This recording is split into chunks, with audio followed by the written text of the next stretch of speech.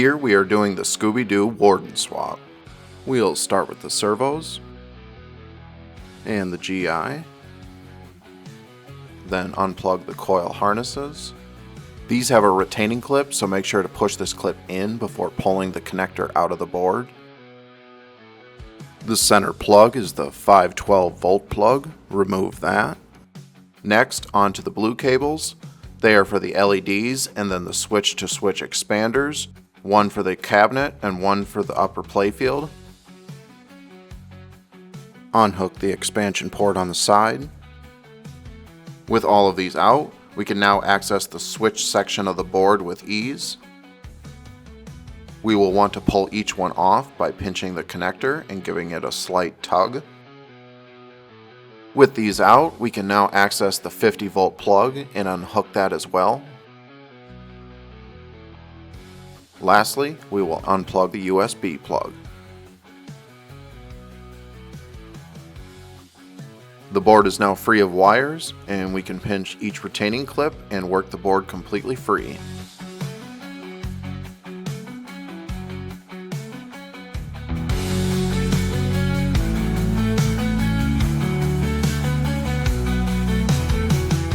Now it is time to reinstall.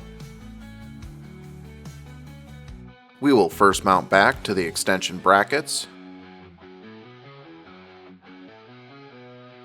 Next, we will install the USB. Keep in mind all of the wires should be labeled and will correspond to their labeled ports on the board. After the USB is in, we will plug in the LEDs.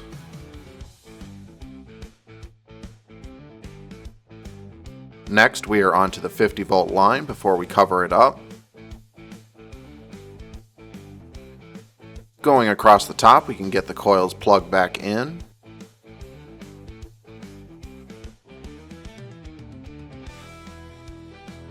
Next, we will get the switch expansions plugged back in.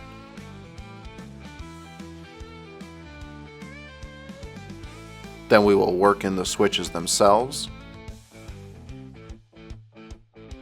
When plugging these in, make sure not to move off a pin on either side, or we will see some issues when starting to play.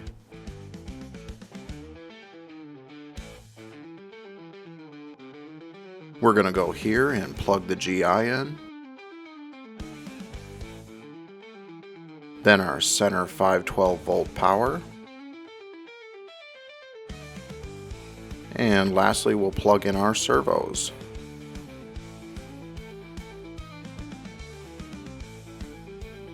Three goes into 6.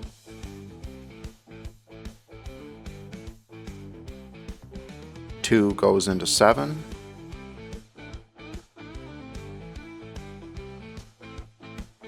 And 1 goes into 8. And just like that, we're up and running. We can boot the game up and get back to playing.